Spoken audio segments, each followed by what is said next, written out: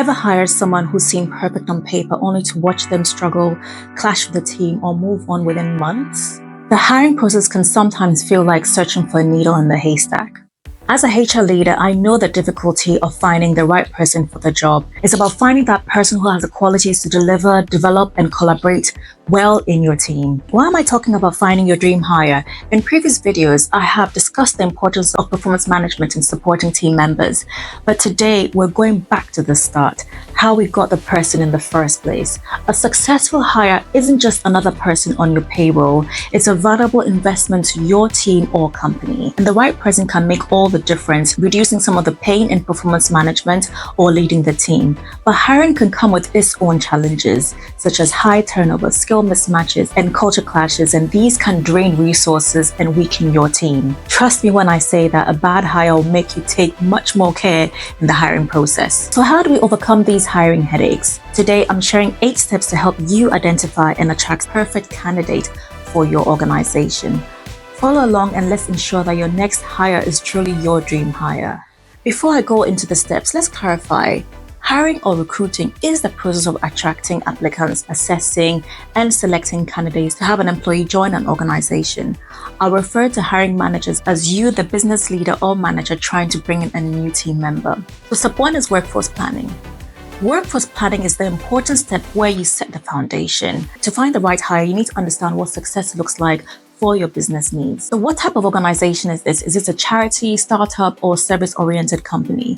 Which roles currently exist and what skills are needed now and in the future, and why? For all roles, determine the financial impact and resources to maintain the position to help determine and define whether it's a full-time role, part-time, or a temporary role, the level of experience needed, and whether it needs to be remote or on-site. For us in HR, we support managers by analyzing the organizational structure to clarify the role's purpose within the organization. This stage is crucial in avoiding mismatches down the road. So step 2 is to define your ideal candidate. Envision your ideal candidate.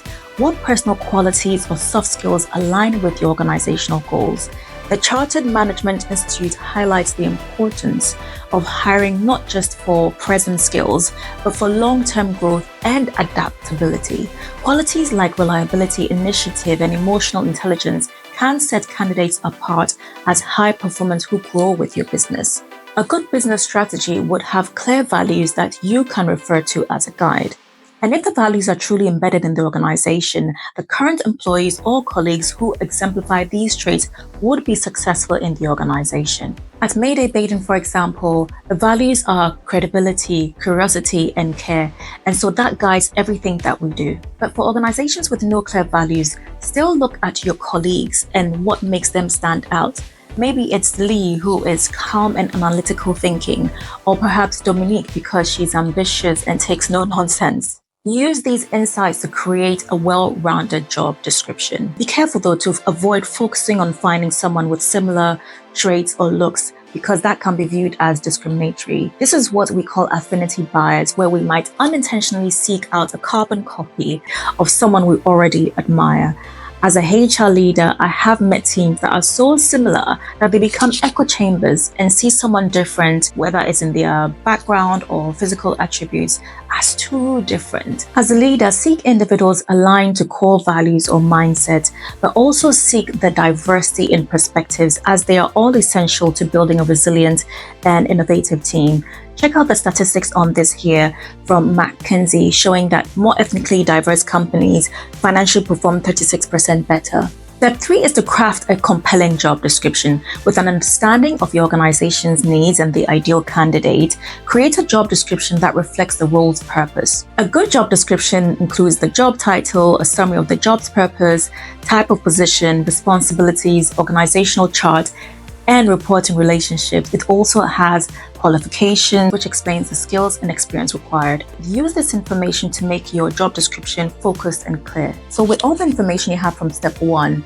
which is around workforce planning, and step 2, which is your ideal candidate, this job description that you're now designing would not be a generic one or a long list, but one that is specific and focuses on what you actually need for the role. Step 4 is advertising the role. With the job description ready, it's time to advertise the role.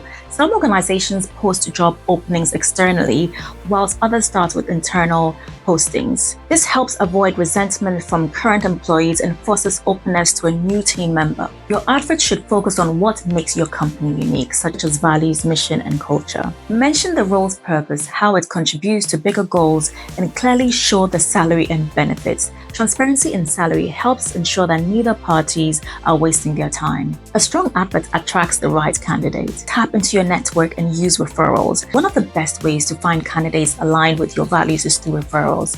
Trusted colleagues or industry contacts can introduce you to strong candidates who may not be actively looking but would fit well. Social media is a powerful tool to expand your search. Post your job on LinkedIn, relevant industry groups, and even on Instagram if it suits your brand.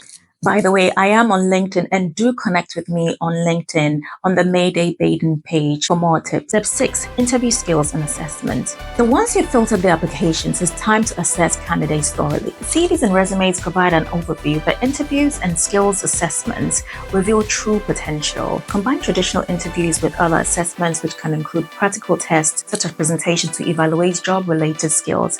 I recommend having an interview panel to get a balanced view of the candidates and their skills, and this also helps to manage bias. So focus on competencies and real experiences during the interview. For example, ask questions such as, can you tell me about the time you supported a teammate through a challenging situation? This reveals emotional intelligence and initiative. Remember that the candidate is also assessing if your company aligns with their goals. Skills assessments such as practical tasks provide real insights into whether candidates can do the job, preventing unexpected skill matches. In the UK, compliance with the Equality Act means that you have to avoid questions around age or pregnancy, for example. So check if you need training or you have the experience to do this right. I'll go into more details and cover interviews and assessments in a future video. Step 7, making a decision. Think beyond the short term. At this point, the hope is that you have now identified a top candidate. But think long term. Is this person someone who will adapt as your business evolves? Look for resilience and the ability to tackle challenges, often shown by their past experiences and ambitions. And then thoroughly check references and their backgrounds. Reference and background check confirm you're hiring who they say they are. Quick reference calls can offer insights into a candidate's reliability and alignment with the company's values. Once you've made a decision, make the offer and hopefully they will accept your offer. Step 8. The final step is to onboard effectively. Once your dream hire is on board, set them up for success with a structured onboarding process. First impressions matter, and a strong start boosts satisfaction, retention, and loyalty. A detailed onboarding plan ensures that they understand your company culture, mission, and expectations from day one. It helps them integrate smoothly into the team. This is especially important for remote teams. And that's it. The 8 simple steps that you can follow. As a business leader or manager, approach hiring as an investment and take the time to get it right. Subscribe for more insights to help managers and business leaders on people management issues. But if you seek further guidance, contact me at info@maydaybaiden.com. Best of luck with your hiring journey, and until next time, make progress with care.